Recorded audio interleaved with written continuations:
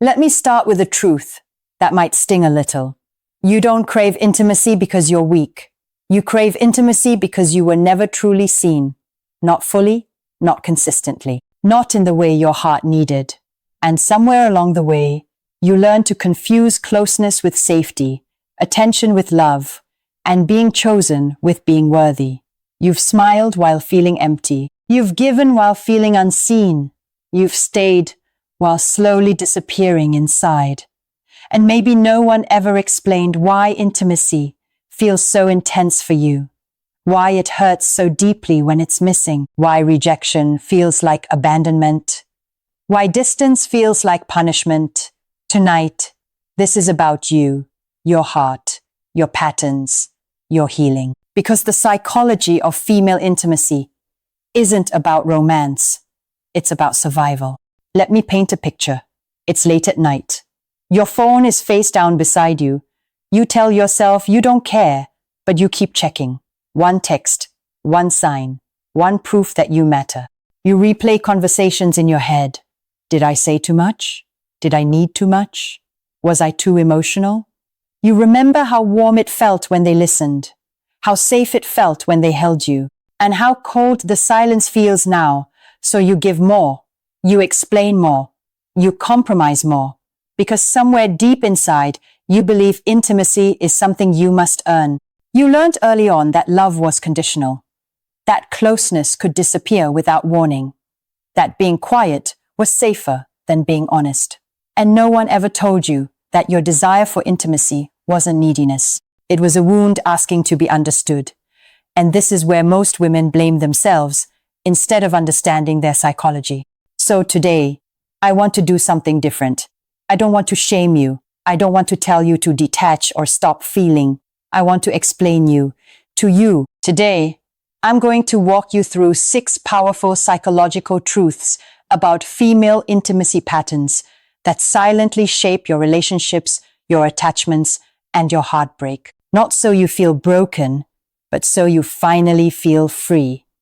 And the first one might change the way you see your entire past. Let's start here. You don't want intensity. You want security. But when emotional safety was inconsistent growing up, your nervous system learned to mistake unpredictability for passion. So calm feels boring, consistency feels suspicious, and chaos feels familiar. You meet someone stable. They're kind, present, available, but something feels flat. Then someone distant shows up, hot, cold, unclear, and suddenly your heart is awake. This is called attachment conditioning. Your brain learned love through emotional highs and lows, so intimacy becomes tied to anxiety. Real intimacy doesn't trigger panic. It soothes your nervous system. If it feels like a roller coaster, it's not connection, it's conditioning. And once you see this, you can stop chasing what hurts you. You feel closest when someone needs you, when they rely on you, when you're the emotional caretaker. You're always the listener, the fixer, the emotional anchor. They come to you when they're broken, but disappear when they're whole. This comes from self-worth attachment. Your value became linked to usefulness, not presence. Intimacy is mutual vulnerability, not emotional labor. You don't need to earn love by exhausting yourself. The right connection doesn't drain you, it meets you. You don't talk too much. You explain too much. Because at some point, your feelings were minimized, ignored, dismissed. You send long messages trying to clarify what you meant, while they send one-word replies. This is anxious reassurance seeking. You're trying to control abandonment by controlling understanding. People who care will ask. People who don't, won't. You don't need better words. You need better listeners.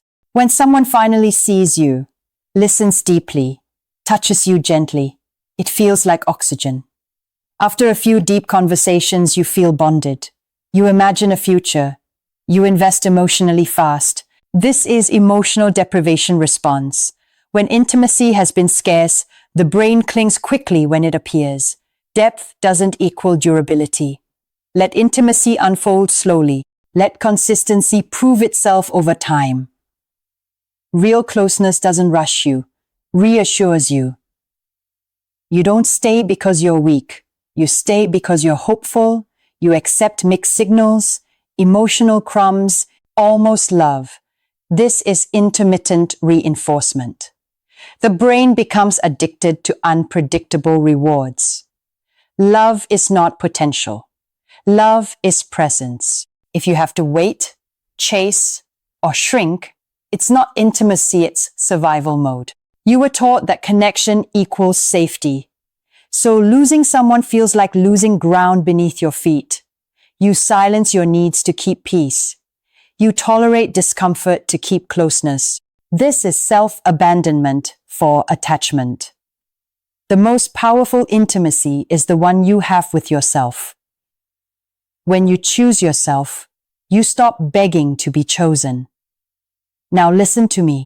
Your longing for intimacy is not a flaw. It's evidence of depth, sensitivity, humanity. But intimacy should never cost you your dignity, your voice, your sense of self. You are not too much. You were simply giving to people who couldn't hold you. From this moment forward, intimacy becomes a choice, not a wound. You don't chase closeness. You allow it. You don't overgive. You observe. You don't abandon yourself to be loved. You become someone who expects love. And when you do that, everything changes. Let's bring it all together. You seek emotional safety, not chaos. You don't need to be needed to be loved. You don't have to over-explain to the right people. Depth takes time, let it unfold. Presence matters more than potential. And real intimacy starts within you. This is how healing begins. So remember this. If intimacy requires you to shrink, beg, or suffer, it is not love. It is familiarity, wearing the mask of connection. The right intimacy will not confuse you. It will calm you. It will meet you. It will stay. And when someone cannot offer that, you don't chase. You choose yourself. If this message spoke to your heart, don't forget to like, share, and subscribe to the channel. Your support helps these words reach someone who desperately needs them. Thank you for listening. Thank you for being here. Before you start expecting the world to meet you halfway, I need you to pause and breathe. Take a moment to really feel the weight of every time you silenced yourself to preserve a connection. Every time you bent your boundaries, every time you whispered, "It's okay," when it wasn't. That pain, it mattered. It shaped you, but it does not define you. Here's the truth. You are not broken. You are responsive. You are sensitive. You are someone who feels deeply. And that is your superpower, not a curse. Women who are emotionally attuned, who crave intimacy, often feel everything twice as intensely. But that intensity can be channeled. It can become the source of your strength, your clarity, your intuition. Imagine a version of yourself who no longer fears silence. A version of yourself who doesn't overgive to earn love, who doesn't apologize for needing space or needing attention. A version of yourself who can say, "I see you, I hear you, and I will not lose myself in the process." That version exists inside you right now. You only need to claim her. Every time you recognize your patterns, your anxious attachment, your over-explaining, your rushing to bond, you're giving yourself a gift: awareness. Awareness is freedom. Awareness allows you to choose the people who truly deserve your heart. Awareness allows you to step into intimacy without losing yourself. And here's the ultimate truth. The world may have ignored you, dismissed you, or hurt you in the past, but your heart is resilient. It is not fragile. It is not disposable. It is capable of deep connection, real intimacy, and unshakable love, but only when you honor yourself first.